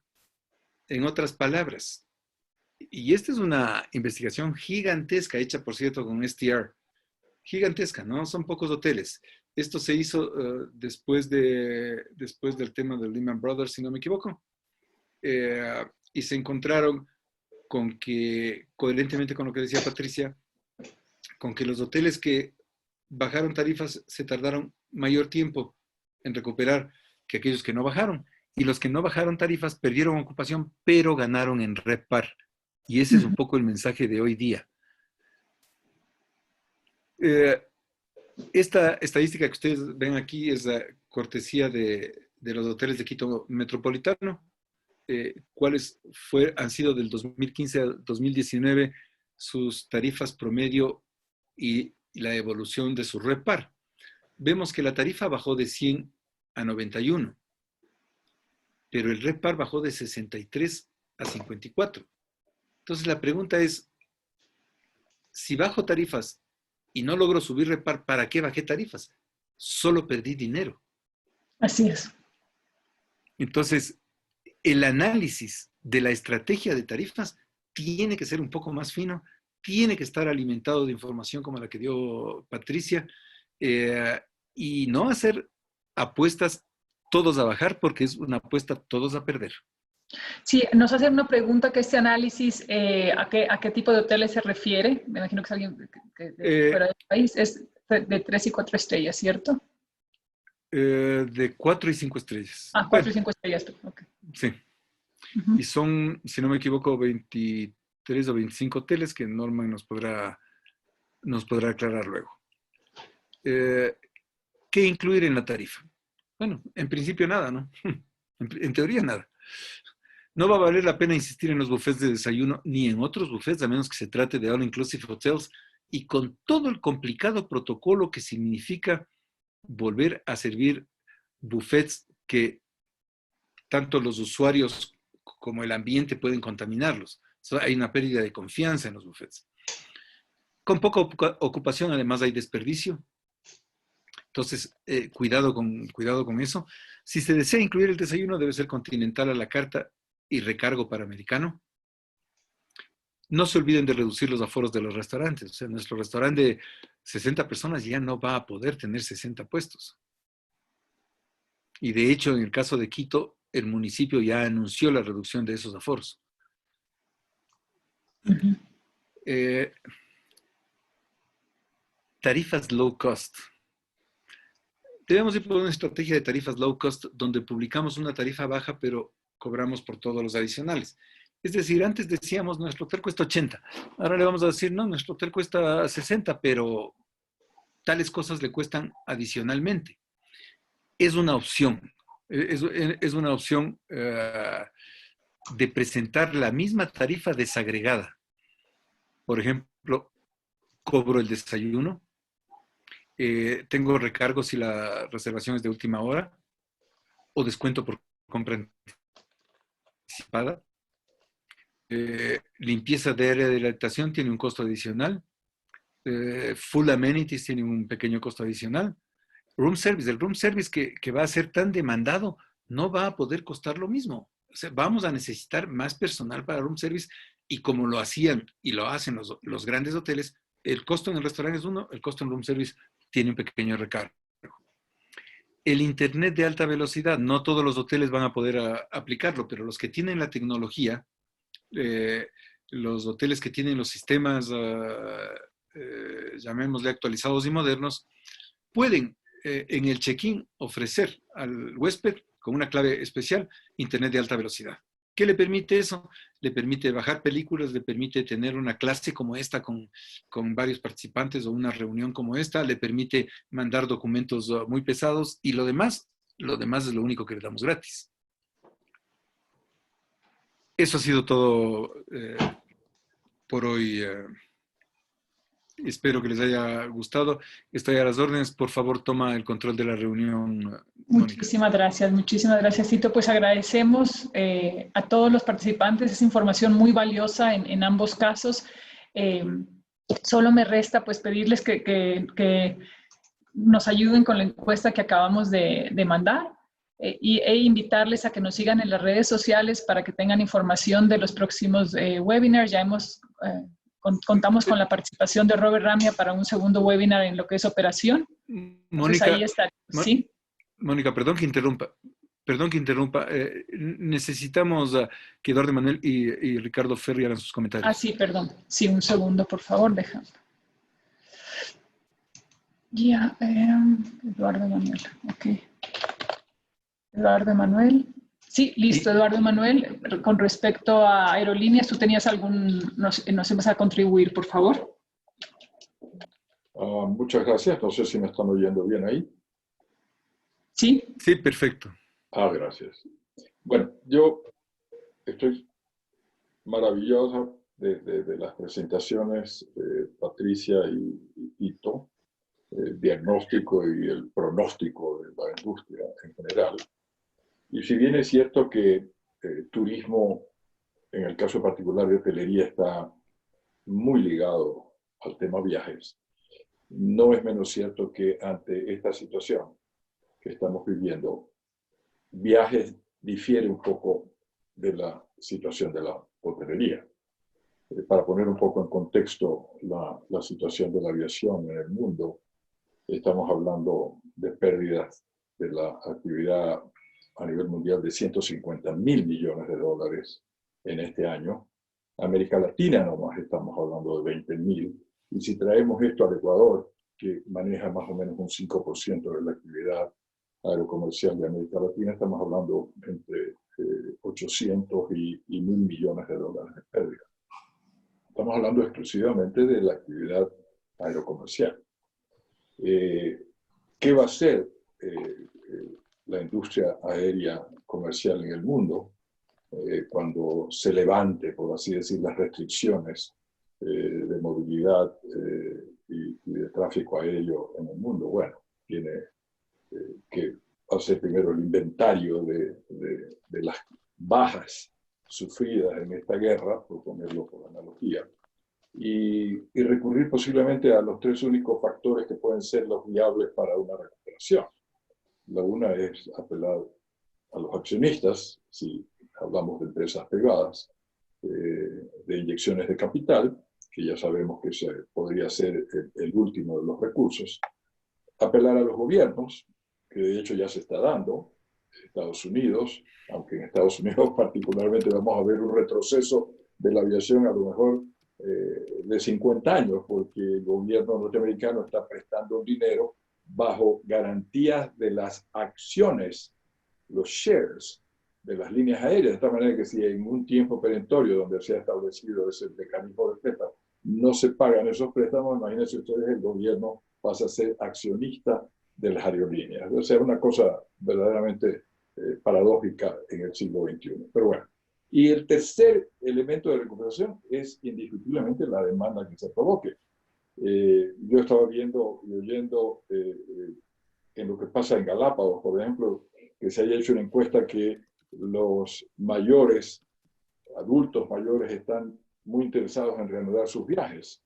Yo creo que eso es un wishful thinking, que traerlo a la realidad es posible que no sea muy aplicable. ¿Qué estaría pasando en las aerolíneas? Solamente imagínense ustedes. Cuando ustedes hablan, y Tito lo decía perfectamente bien, y Patricia, el distanciamiento social. En un restaurante, ok, se reduce de 100 a 50, si es que fuese ese el caso. Pero imagínense usted el distanciamiento social en un avión. En la sala de espera puede haber. Se marcan espacios donde pueden estar ubicadas las personas, pero en el avión, imposible. ¿Cómo se pierde un asiento? Vamos a poner un simple avión de un solo pasillo, 3 y 3, de lado y lado, el asiento del medio desaparece. ¿Qué quiere decir esto? Que la aerolínea acaba de perder posiblemente un 30 a 35% de su capacidad de venta del mismo avión. ¿Qué pasó con los costos? ¿Se reducen los costos? No, no se reducen los costos. Todo el mundo va a querer entrar en el proceso de recuperación de las pérdidas. Entonces, la aerolínea tiene iguales costos con menos capacidad de venta. Entonces, la pregunta que saltaba y que me hacía Tito en su momento era, ¿qué va a pasar con las tarifas de las líneas aéreas? ¿Se van a mantener iguales de como estaban? ¿Van a subir o van a bajar? Yo creo que es la gran incógnita. Eso va a depender, obviamente, de cuál es la salud económica y financiera de las aerolíneas en el día cero.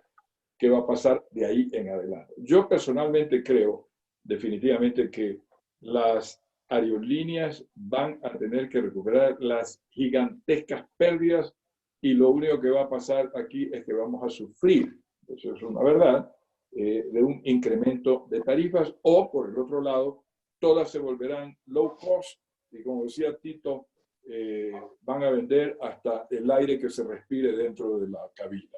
¿Por qué? Porque los costos de las aerolíneas no van a poder ser cubiertas con reducciones de la capacidad en las aerolíneas y los costos que se van a derivar definitivamente de préstamos, intereses, repagos de financiamiento y así por el estilo. Ok.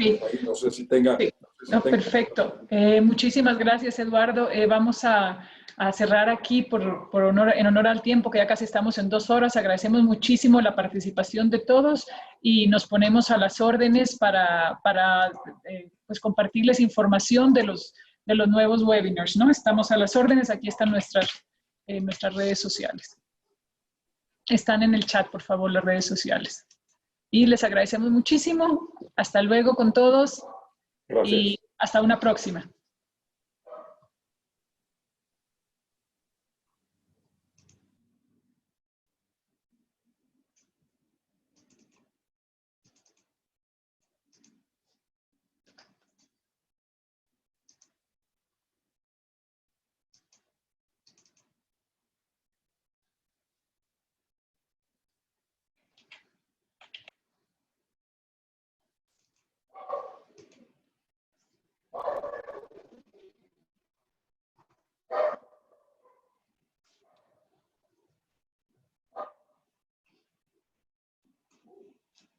Ok, hasta luego.